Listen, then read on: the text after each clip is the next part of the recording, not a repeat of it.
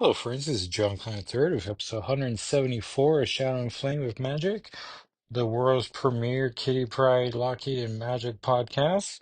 And today we're going to review Magic issue 4, deep dive into X-Men Unlimited Volume 143, and the rest of the comics that came out last week. So let's get into it. Dur, dur, dur, dur, dur, dur, dur. All right, everyone. So spoilers for Magic number 4. And this is by far my favorite comic of last year or last week, and currently my favorite comic of the year.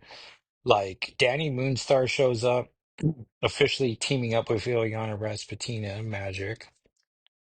My two favorite New Mutants, Doug Ramsey, a solid third, and I legit love every single page of this. Like they're just fighting demons one after the other. It turns out Danny Moonstar's a current member of the team of the um magic users that Cal's grandmother was a part of, and that's what she's been doing since Krakoa fell. Danny's worried about the deal Ileana made with Luminol, and but recognizing like, well, the decisions are made, but let's work together. They talk together about how they peaked in high school, which is very fun. Also, this gives us like, yeah, they're clearly 25, 26 now, everyone. Like they're not kids anymore, but they reference the old moves like they're gonna do the hook maneuver, and Danny's like, I can't believe we were this nerdy back then. And these two are Team Supreme for a reason. To the point where whenever if you've ever teamed up with me, like in a college project and a high school project, I'm almost quick to be like, guys, hey gang, team, we need a name to unify ourselves, and I will always offer up Team Supreme. Which I remember in a Spanish or a speech class in college, was paired up with a different group of people, and I was like, "We gotta be Team Supreme." And literally, someone behind me was like, "I thought we were Team Supreme." I'm like, well, the title that you know requires me to be in the team, but like we're not together. I'm sorry, you're honorary Team Supreme. But it was like, oh man, it was just cute that someone was mock offended about. Mock-fitted about not being Team Sorority. They thought it was their special name. I probably should have lean into the whole, you're right, we're Team Supreme. We are going to be something different. But unfortunately, I was like, we got to move forward. Team Supreme, it's the name already out there. And yeah, so it's just like page after page of them just trying to get to the summit to break the seal. And no, it's just amazing. And so we see them just literally in this pace amazingly, where you actually get the see the different landscapes as they like are trying to go on one of those trolley cars to get up there, like from Until Dawn, the game, not the movie.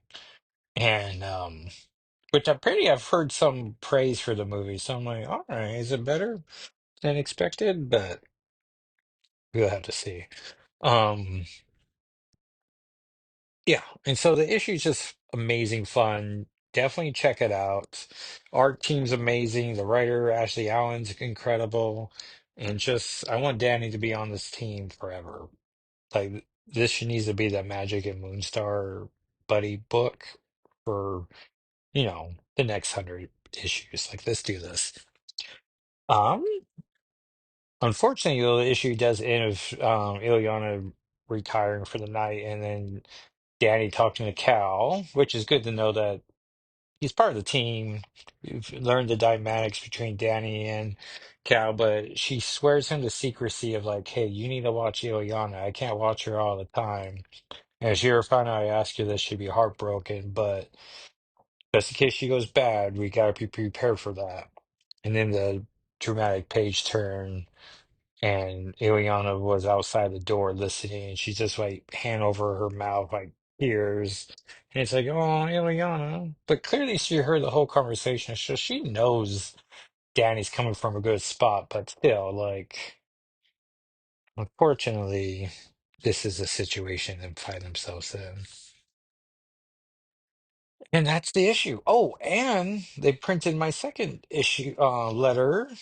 No editorial response to it, but I do appreciate back-to-back issues, my letter being the first letter in both. And I'm like, oh, because at one point they were like, we're asking for letters. I felt compelled to write a letter for every issue as I needed Marvel to know how much I love this series.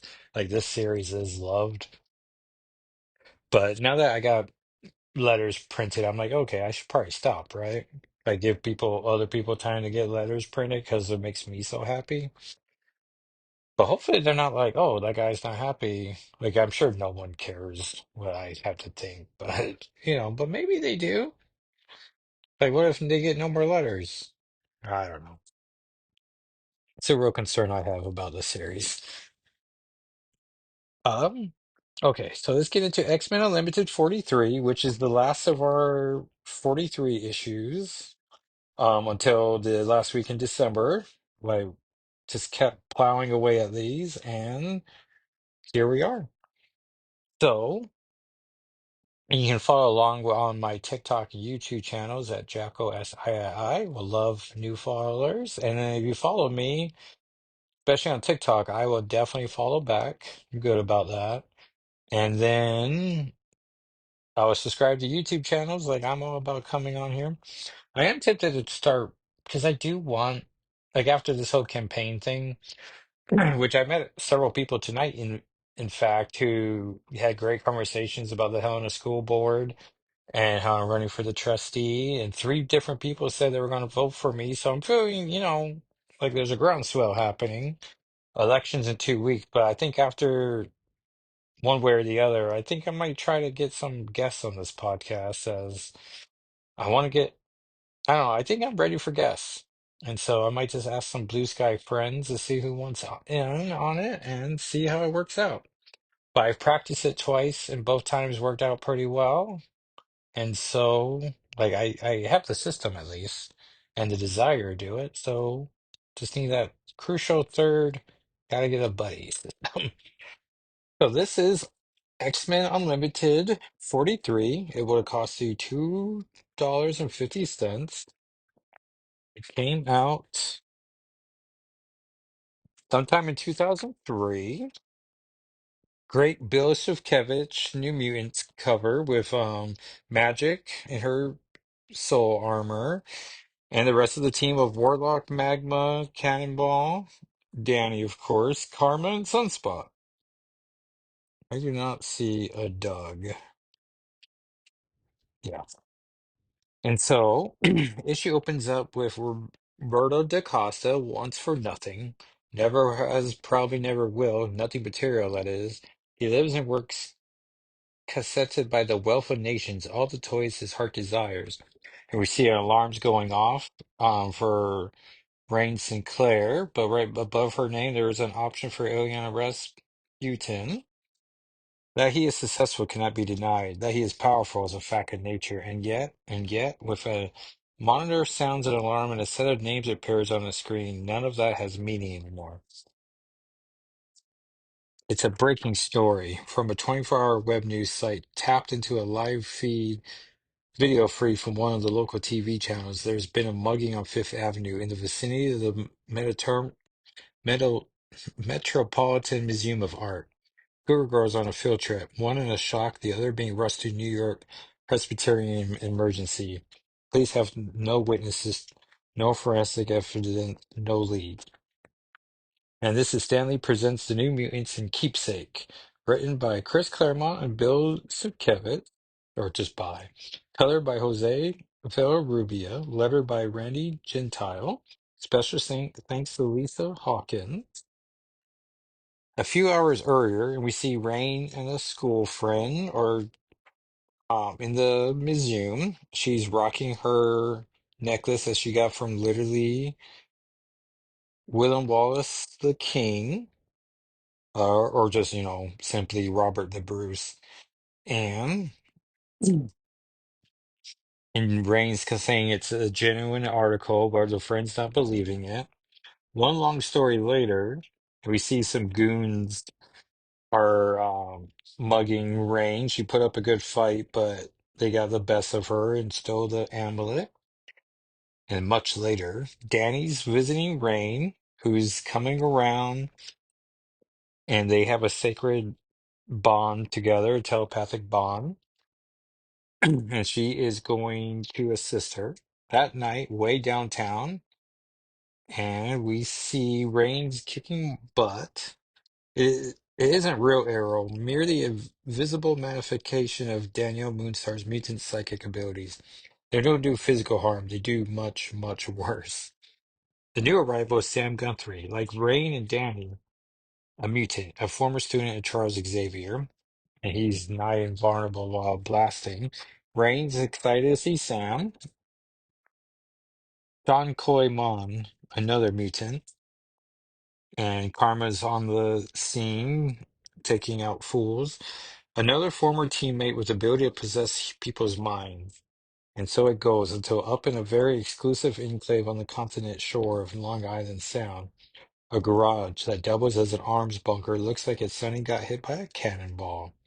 Why the estate guards apparently all knocked each other out, and the dogs, well, they're just plain terrified, like they just met a wolf. Just clever narration boxes like, yeah, there's different ways to describe these teens of attitude. And it turns out Sunspot got ahead of them and has just been trying to buy the necklace back, just, dealer to dealer. These are the third generation of Charles Xavier's pupils, brought together by him to learn the responsible and ethic use of their mutant powers. Along the way, although that was never his intent, they also became superheroes. Like the X-Men, Xavier's original clandestine action team, they've had their share of opportunities to save the world. They've traveled through time and to the ends of the universe. They've met gods. Against them, Triarian's assets, formidable as they appear on paper, have no chance at all. And later still, at Harry's Hideaway, just down Great Malkin Lane from the Xavier Institute, we see them all hanging around. They are looking at a locket with a picture of the New Mutants. There's Karma, Magic, Rain, Wolfsbane, Warlock, Magma, Cannonball, Danny Moonstar, Sunspot. Oh, and two more Warlocks, so that's interesting. And then they talk about the people they've lost. So we get Ileana as the Dark Child, horns and all.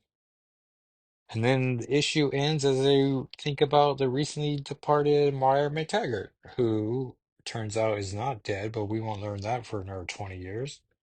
And then there's Claremont CSC, which I don't know what Claremont's middle name is. New Mutants 1983 to 2003. So this was a nice 20th anniversary story. And then we go from one legendary created team to another. Oh, there's an ad here for Bulletproof Monk, which came out in April 2016. No, I'm sorry, April 16, 2003. So, who are these people? Chow Yun Fat, who I believe was in the Crouching Tiger, Hidden Dragon, and Sean William Scott. I never saw this movie. Who's the girl? Jamie King? That name sounds familiar. Directed by Paul Hunter. Yeah, based on a comic book, right? I don't know. All right, here we go. And the reason why this is in my collection, well, the magic part would have been a cherry, but this is no way. The magic would have been enough, but this is the cherry on top. Maybe. We get the story of what happened to Lockheed after Excalibur 125 and before he rejoins with Kitty Pryde years and years later, because he misses out on the 30th anniversary X-Men team that Kitty and Kurt go from Excalibur back to the X-Men about. One of my favorite runs of X-Men comics. It's also like my first monthly X-Men comics, which not everyone gets to start at a legendary moment in time, but I sure did. Beforehand, it was very easy to be a Kitty Pryde fan. You just had to buy Excalibur. excuse me, and Magic was dead, and so she literally only showed up for New Mutant reunions or whenever Kitty looked to the side of a panel and, remembered fondly her old roommate, Ileana. And so we catch up. The north of England months ago, for 2 nights, they hunted the creature since it burned Glovener's barn, an abomination so hideous, so otherworldly, they had no word for it but devil. But we may call him Loki the Dragon. And poor Loki looks very beaten up and he even has holes in his wings, which I don't even know how you heal from that, but he does. And this is a story by Stephen Grant and art by my personal favorite, Paul Smith, co-creator of Lockheed. Fun that his other co-creator, Chris Claremont, wrote the earlier story. Colors by Jerome Cox, lettering by Randy Gentile, so he did lettering for both, and C.B. Cebulski, editor. His master, the beautiful Kitty Pryde, was thought dead, seemingly slain in the battle that ruined his wing, and his grief hurt more than any injury. And we have yet to be told this story, which, if Marvel's listening, and I know they are, I would love to tell this story, like another anthology story. Also, a fun moment could also be you can explain where Lockheed went between Uncanny X-Men 166 and 168, because Kitty says bye to him on the Brood planet. They teleport, and they even make a point of saying six to teleport, and then they land, and then the planet explodes. 2 issues later, they're on Earth, and then Lockheed's just in the attic watching the team from afar, and it's like, well, how did he get to the mansion? Like he didn't teleport behind someone's legs. Anyway, so those are two untold Lockheed stories that I have an idea how I would do it. And now that I'm thinking about this, you just tell a little story about where Lockheed goes every so often. Nowadays, because we're yet again in an era where there is no Lockheed, X-Men Gold 30 established that he got married to Puff. Well, he is with Puff and they have 3 kids together. And so you just assume he's always with his family when he's not with Kitty, but I wouldn't mind telling that story. I mean, heck, well, I don't want to say too much of how I would do the story, but I have a framing sequence.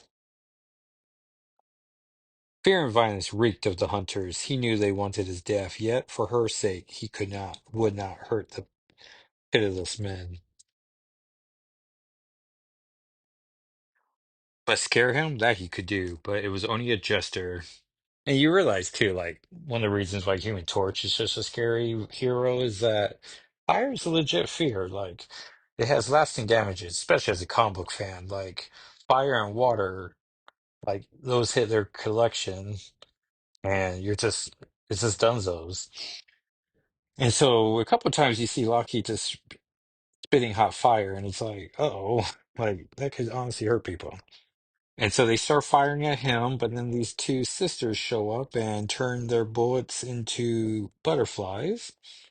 Um, and so they run off because they're super scared of them. So one name's Martina, and the other one is they are Regina and Martina Wilcroft. I think that'd be easy enough to remember. And so Loki's unsure about them, but they start petting him and loving him. As they cuddled there together, Loki felt a bittersweet joy wash over him. When he closed his eyes, he could almost believe it was Kitty's arms he was in. And their mother is trying to get them to go to bed, but they're super excited about having a new pet dragon. And then they shoot lightning bolts at her, so she runs away because she just lives in torment every single day. They got a little band-aid on the bridge of his nose, and got some bandages on his tail and his wing, so they're taking good care of him. Loki heard the woman walk down the hall as fast as she could without running. He laid awake, basking in his new situation as Martina and Regina stumbled angelically into sleep. Following weeks brought Lockheed a veneer of peace. Though he always thought of Kitty Pryde and understood little the Woolcrofts, with each kiss and cuddle his wind grew stronger. He became accustomed to his new life. Days the twins spent in school proudly dressed in their uniforms, while Lockheed curled safe and snug in Martina's book bag. And the coloring on here is amazing. Like his purple, like he's the only purple thing in most scenes, and so he just stands out like crazy. He didn't see how teachers avoided the twins' gaze and classmates stayed out of their way, the vague undercurrent of fear as the school disturbed him. But it always vanished when they were alone. They were playful girls. Everyone seemed to like them. Even big gruff men turned shy in their presence, eager to give them whatever their hearts desired. Because they're just terrors of this town. And they're just stealing apples, and the shopkeep just has to let them do it. Yet even a dragon who flown the stars had to admit it was a strange town. It was as if the town itself tolerated no rudeness or impotence, as this police officer blows his whistle and worms come out of it. The strangest things would happen, though such things should not have happened at all. Though at all, the Warcrofts laughed and laughed as a mother is scolding her child, and then her finger turns into a long tree branch. Only the presence of a girl named Thorn did the twins' joy evaporate. Thorn seemed too Lockheed stern and serious, rather unpleasant. Still, there was something oddly familiar about her, invisible to the eye, but he could not put his claw on it. Fun. What power she had over the sisters, she could not guess. He knew that Martina meant to break that hold. He would be glad to help. He had not expected to precipitate. And we see another boy is in the store and trying to steal some apples, and they're not impressed with him at all. Lockie couldn't tell how the boy did it, but as they passed, an apple rose up on its own and drifted. Oh yeah, he's trying to do spells as well. Gently placing himself in Andrew Fraser's pocket, the boy was a thief. Though Lockie knew not to show himself, he could not let such injustice stand. So he spits a little bit of fire through Martina's bag, and it burns his shoe, which makes them knock back and knocks over all the apples. And he thinks the twins are gonna did it, and he has no um tolerance for them, so he's gonna throw an apple, but they turn the apple and all the apples into rats. In the midst of their laughter, the twins' breath caught in shock. Something had gone very, very wrong. Unexpectedly, the rats coalesced. A giant rat was disturbing enough in itself. When it spoke, it alarmed even them. And turns out the rat is now Thorn. And so Regina's going to taunt her, but Martina has a better plan. They're going to challenge her to a magic off. And so they brought Lockheed out, and Thorn's like, that's odd. That's original, at least, but you forget what you can do, I can undo. Dragon into flowers. And then after a big puff of smoke, Lockheed still stands and he shoots a big wall flame at Thorn. You know where you want to hurt me, do you, little dragon? What's your name? His name is Dragon. Dragon, fire again. Get her. Do something, Martina. Ban her, Dragon, right now, or we'll punish you so bad. Aki grew bewildered. His friends had become harsh and threatening, while his enemy, in her touch, her empathy, was a kitty prideness he hadn't spotted before. And as Thorn and Lockheed bond, one of the twins throws a rock at him with a "Uck," and we see a very angry Lockheed. But somehow Thorn knows his name and goes, Loki, no. As dragons go, Loki was good natured and forgiving. Mistakes and bad grace he might overlook, but he could not tolerate betrayal. So he burns them. They are covered in ash and smut. And that was the last he ever heard of the Woolcroft sisters. Your wings hurt, poor thing. Let me help you with that. There, I'll better try. I know what you're thinking. You want to stay with me. And you are an adorable rascal, but you can't. She's alive, you see. I can tell. And she thinks you're dead too, or she'd never have left you. Though I love to keep you, you belong with her. Look in America in a place called Chicago. She'd be ever so happy to see you. Go now. Be happy, friend. And like how Kate Pride went back to Matterport and gifted the girl and her father just money galore for their taking care of Lockheed. I could use a little series where Kitty comes back and does the same to Thorn and get a little postscript of how Thorn is awesome and maybe works at Strange Academy or something. Like I got some ideas. Thorn wistfully watched him go, but she was pleased to have helped. How everything had been righted was beyond his understanding. Lockheed was just a small dragon after all. It didn't matter. Ahead was America and his beloved Kitty, and this world was fine, fine place to live in. And now I'm trying to think. I think he doesn't team up with Kitty again until literally because he's not in Mechanics, but he's in Extreme X-Men Annual 2001. It's the only annual Extreme X-Men had. And so she's looking at Purity website. Not thrilled with them. And she is just looking at monitors with Lockheed on in her lap. So yeah. And then I can't remember if he's in Extreme X-Men because he's not in God Loves Man Kills too.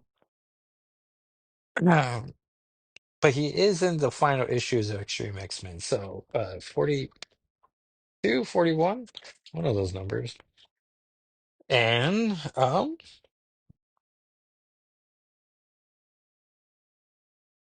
46 maybe?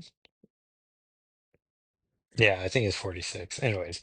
So yeah, Lockheed, yeah, spends quite a few time eras and this tries to explain that, for months he was with these Woolcroft sisters, but it's just it doesn't explain all the time, but sure.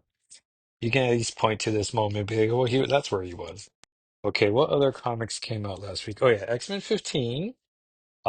Doesn't have too much magic, but she's still paired with Juggernaut, one of my favorite new friendships of Ileana.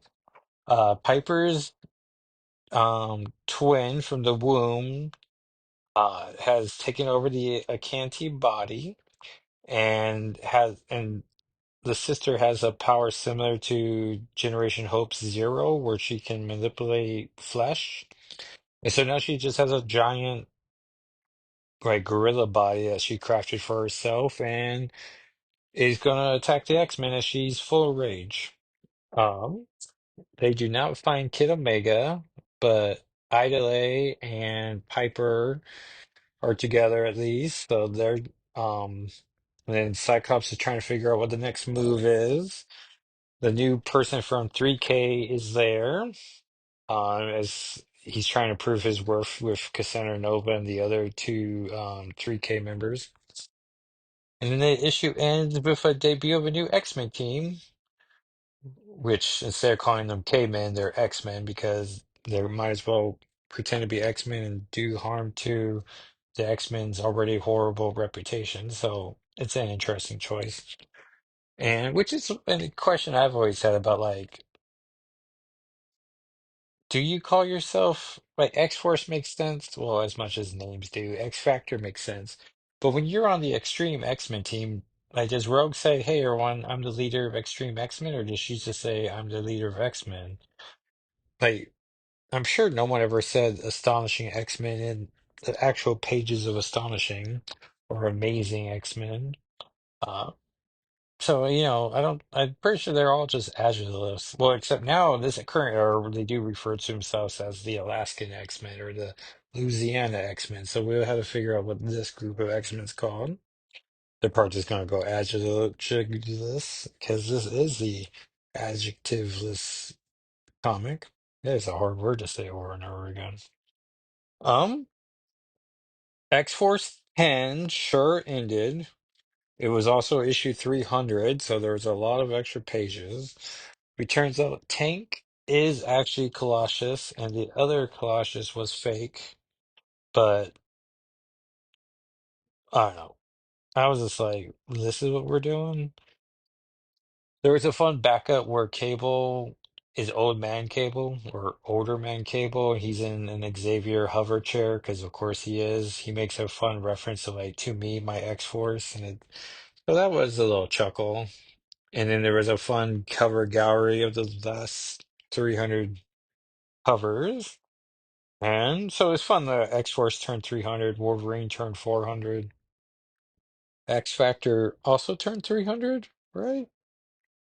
Yeah, I want to say so. It was an anniversary issue for sure. And then we have One War Under Doom 3, which, oh, do they have a name? Like the villains get together because Carol Danvers describes how they attacked Doom head on, and that didn't work. And then the Fantastic Four tried to embarrass him, but that didn't work as he just turned around and embarrassed them, and then cured Ben Grimm. And so now they're gonna distract him with the villains, which include Madeline Pryor, the Goblin Queen, and Arcade, two of my favorites.